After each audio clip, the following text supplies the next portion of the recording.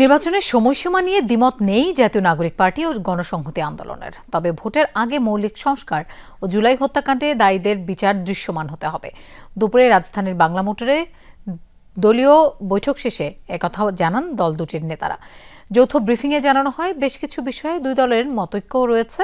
গণপরিষদ নির্বাচন সহ কিছু ইস্যু নিয়ে আলোচনার মাধ্যমে সমঝোতায় পৌঁছাতে সম্মত হয়েছে দুই দল।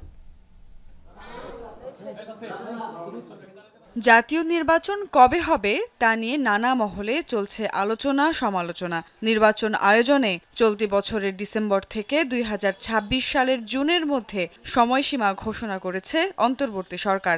অবশ্য এই সময় নিয়ে রয়েছে তর্ক বিতর্ক। এই সময়সীমার মধ্যে নির্বাচন হওয়া নিয়ে কোনো দ্বিমত নেই বলে জানিয়েছে জাতীয় নাগরিক পার্টি, এনসিপি ও গণসংহতি আন্দোলন। দুপুরে নির্বাচন সংস্কার ও চলমান নানা গুরুত্বপূর্ণ ইস্যুতে বৈঠকে বসে দল দুইটি। আলোচনা শেষে এক যৌথ ব্রিফিংয়ে একাধিক বিষয়ে ঐক্যমতের কথা জানান তারা। সংস্কারটাকেই যেহেতু আমরা এখন লক্ষ্য হিসেবে ঠিক করেছি, কনসেনসাস সেটাতেই আমরা সংবিধান সংস্কার পরিষদের দাবি করেছি। কিন্তু উভয় দাবির একটা ঐক্যের জায়গা হচ্ছে যে জনগণের ম্যান্ডেট নিয়েই সংবিধানটা বদলানো, যাতে করে এই যে সংস্কারটা করা হবে, যা পরিবর্তনটা করা হবে, সেটা টেকসই হবে।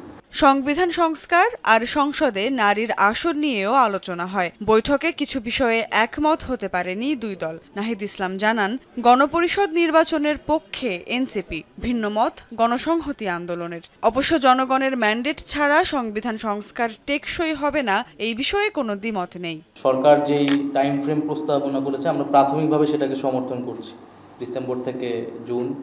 তবে নির্বাচনের আগে অবশ্যই মৌলিক সংস্কারের প্রশ্ন এবং দলগতভাবে আওয়ামী লীগের বিচারের প্রশ্নটা সুরাহা হতে হবে।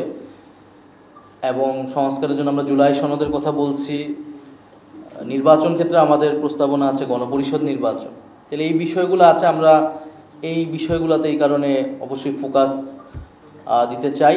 দল গঠনের পর আন্তঃদলীয় ঐক্যমত গঠনে বিভিন্ন রাজনৈতিক দলের সঙ্গে ধারাবাহিক বৈঠক চালিয়ে যাচ্ছে এনসিপি। তবে এর লক্ষ্য কোনোভাবেই রাজনৈতিক জোট গঠনের জন্য নয় বলে স্পষ্ট করেছেন এনসিপির আহ্বায়ক। মাঠের ঐক্য হতে পারে, রাজনৈতিক ঐক্য হতে পারে, কিন্তু নির্বাচনী কোনো ধরনের ঐক্য বা জোট, সেই বিষয়ে আমরা এই ধরনের কোনো ধরনের আলোচনাতেও আমরা এখনো আগ্রহী না। সুমাইয়া ঐশী, যমুনা নিউজ, ঢাকা।